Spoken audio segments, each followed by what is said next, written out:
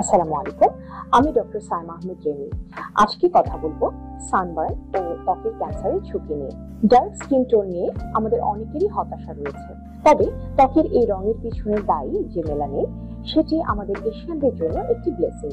এটি ত্বকের ক্যান্সার প্রিভেনশনে খুব গুরুত্বপূর্ণ ভূমিকা রাখে। সাধারণত আমাদের যে এশিয়ানদের যে স্কিনের রং আছে, সেই ত্বকে স্কিন ক্যান্সারের ঝুঁকি অন্যদের থেকে কম থাকে।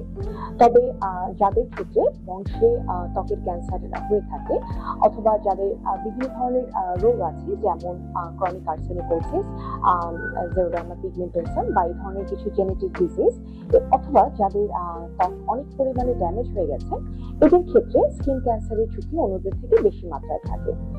এই ঝুঁকি এড়াতে অবশ্যই রোদে যাওয়ার আগে ব্রড স্পেকট্রামের যে সানস্ক্রিন গুলো আছে, ফিজিক্যাল এবং কেমিক্যাল যে সানব্লক গুলো আছে, সেগুলো খুব ভালো মতো ব্যবহার করতে হবে, পর্যাপ্ত পরিমাণে ব্যবহার করতে হবে এবং নির্দিষ্ট সময় পর পর পুনরায় রিঅ্যাপ্লাই করতে হবে।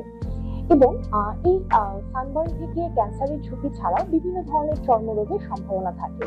এমনকি যদি রেগুলার সানব্লক ঠিক পরিমাণে ব্যবহার না করা হয়, সেক্ষেত্রে বয়সের যে ছাপ থাকে, সেই ছাপটা সময়ের আগেই আসা শুরু করে দেয়। ধন্যবাদ।